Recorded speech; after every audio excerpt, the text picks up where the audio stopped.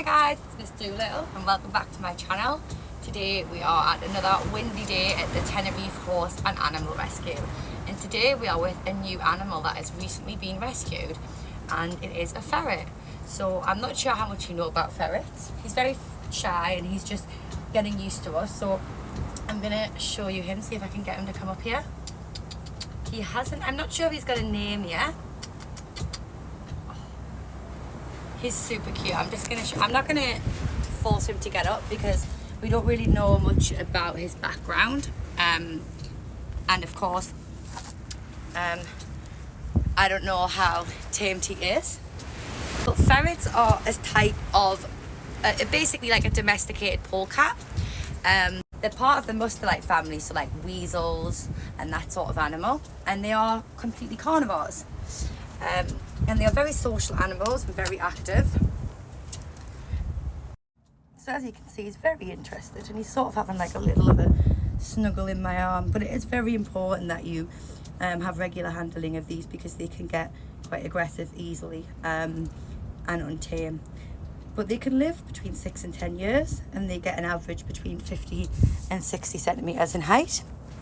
And the males can get up to 2.5 kilograms, but the average out at about 2 kilograms long. And they do make really nice pets. They are very curious and very intelligent animals, and they are like escape artists. But they sleep like 14 hours a day. So when they are active and awake, they're all over the place. Which makes them really good pets because they are quite active and social, and you can use a lot of toys with enrichment with them. Hello, he's having a little scratch. Yeah. Oh, you got little sniffles. You got little sniffles. Oh, you got scratchies. They're so cute. I've had a lot of people tell me that they are quite similar looking to otters, and I can see what they mean. He's getting a little bit more confident in terms of coming up. Oh, you're a lovely guy. I feel as if he's came from quite a domesticated home. Now it is really important, a few care guides for these if you are going to have them, is that you need a super secure pen or enclosure because like I said, they are massive escape artists. And you also need a lot of enrichment, climbing tunnels and lots of hammocks and hides for them to play in. And it's very important that they are given a solely carnivorous diet. So things like meat and eggs, the egg yolks are really high in protein. Now these guys have really weak digestive systems, so it's super important that you don't give them anything like fruit and veg, fibre particularly, they can't break down. So we advise a sort of kibble diet on top of that. On top of that, they also need vaccinated, so they are susceptible to rabies and canine distemper, and they are also susceptible to heartworm as well, and different types of worms and fleas. So it is really important that you stay up to date with your vaccinations and your flea and worm medications like you would with a dog or a cat. And cats, and they need a lot of puzzles and enrichment to keep them happy and entertained. And the other thing is that they very playful animals. I've lost my train of thought because he was super cute. Apart from that, he seems in pretty good condition. You are scratchy, so no, we don't bite. This is the other thing you got to be careful to get out of, is the nibbling, because it is sort of part of their natural behaviours. It's not really aggressive, but it's not ideal with a pet. As you can see, they've got some lovely little gnashes on them there.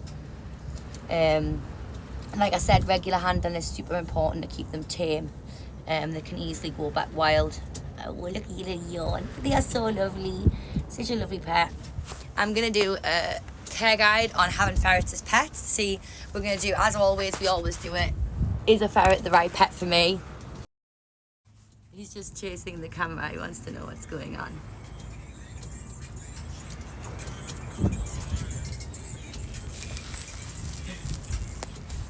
So we're going to do a care guide on keeping ferrets as pets, and we're also, as always, going to do an informative video first about ferrets and whether they are a suitable pet for you.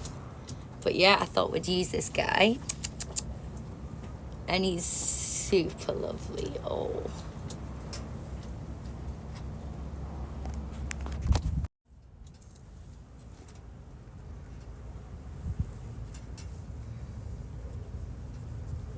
So I hope this little noodle here has spread a little awareness and information and showed you guys how cute these little guys are. I'm going to do a full care guide, like I said, about the care and a little bit about the ferrets. But the one thing I will say, like I do with all exotic pets, get insurance first, because these guys can be expensive with them being exotic, specific vets, and also they are susceptible to some nasty diseases, adrenaline disease and such, pancreas tumours and lymphoma. So thanks again.